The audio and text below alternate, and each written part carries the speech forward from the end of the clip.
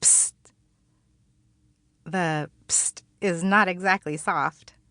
In fact, it's kind of loud. It's not at all an appropriate volume for the library, but whatever, I guess. It's Cal. He smiles when I look over at him, revealing his dimples, and my heart catches in my throat. It sometimes hurts my eyes how pretty he is. For a minute, I think he's calling for Amelia. But then I remember Amelia's not here yet, which means that psst was for me. "Hi," he whispers. "Hi," I whisper back, unable to wipe what is definitely a goofy grin off my face. "What you up to?" He's sitting a table away. I definitely didn't carefully choose my seat so I could steal glances at him. Nope. "Nothing. Reading." I hold up my book.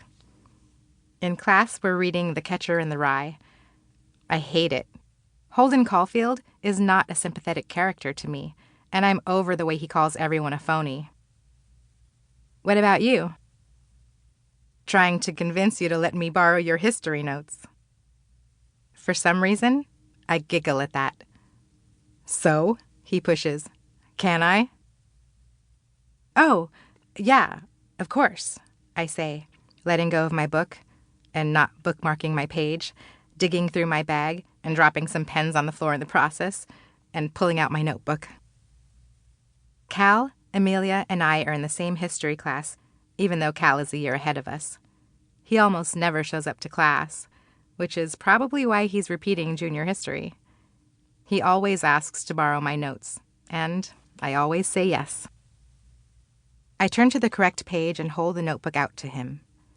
He gets up from where he's sitting so smoothly, it's like he's practiced it. Confidence just comes naturally to him. What's that like? When he reaches me, he leans down and scoops up my pens and holds them out to me. "You dropped these," he says.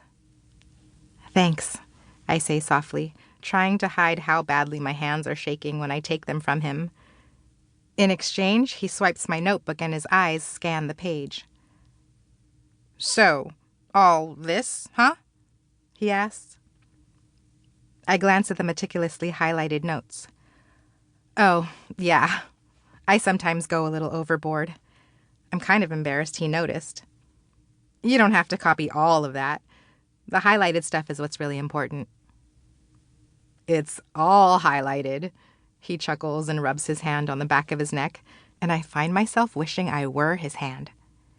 "So, like, let's just say you were only going to focus on the really, really super important parts. You know, the stuff Mrs. Patel would probably put on a test. What might those be?" He leans over me, holding my notebook, glancing at the paper and then at me. "Think you could help me figure that out?" And then he adds, "You're just really good at this, Charlie." "Oh, sure," I stammer, feeling heat creep up my neck. He's so close to me now. "She spent most of class time talking about the Boston Tea Party. Here."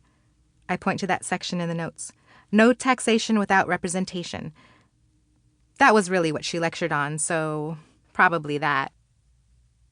"So focus on this," he says, pointing his finger where I'm pointing so that our hands are touching. "And I can ignore all this other stuff?"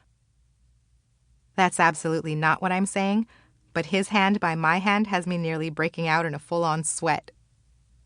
"Yes." I look at him. "More or less." His gaze meets mine, and he smiles at me, dimples and all, letting the look linger a beat longer than it needs to. "Great. Really great. You're the best, Charlie."